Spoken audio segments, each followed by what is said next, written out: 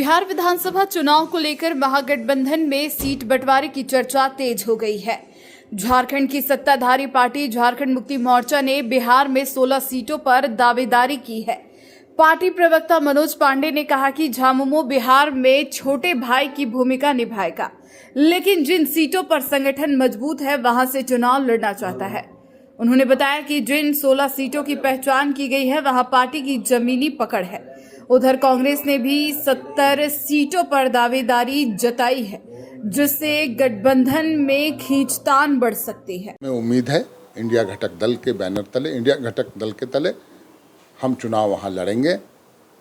जब भी बैठकें होंगी, निर्णायक बैठक, उसमें हम कम से कम 12 सीट, ऐसे जो चर्चाएं हैं जहां के लिए हम लोग तैयारी कर रखी है, वो 16 सीटें कुल हैं।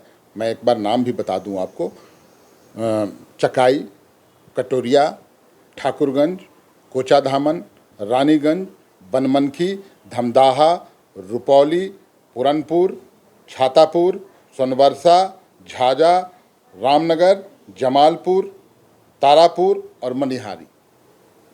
इतने पर तैयारी हम लोगों की है, लेकिन कम से कम 12 सीट हम लोगों ने वैसे चिन्हित किए हैं जहां हम मजबूत स्थिति में हैं और गठबंधन के तहत हम चुनाव लड़ते हैं तो मैक्सिमम सीटों पर हम जीतेंगे। और बिहार में राजद बड़े भाई की भूमिका में है, मैं मानता हूं। झारखंड में हम बड़े भाई की भूमिका में थे और हमने बड़े भाई का कर्तव्य निभाया था। हम लोगों ने उचित सम्मान दिया। 7 सीटें, मुझे लगता है 7 या 6 सीटों पर हम लोगों ने चुनाव लड़ने का मौका दिया उनको, और उसमें मौका ही नहीं दिया, मैक्सिमम सीट जितवाने का काम भी किया, क्योंकि उस समय स्टार प्रचारक की भूमिका में हमारे नेता हेमंत सोरेन और कल्पना सोरेन थे। आज वही भूमिका मैं उम्मीद करता हूं कि आरजेडी के द्वारा दिखाई जाए और वहां तेजस्वी यादव जी की भूमिका महत्वपूर्ण रहेगी। साथ ही जो चुनाव प्रचार में कल्पना सोरेन और हेमंत सोरेन जी उतरेंगे तो इंडिया गठबंधन के पक्ष में फिजा पूरी तरह से एक तरफा रहेगा। तो हम उम्मीद करते हैं कि निश्चित रूप से हमारी इन मांगों पर इंडिया गठबंधन ध्यान दें।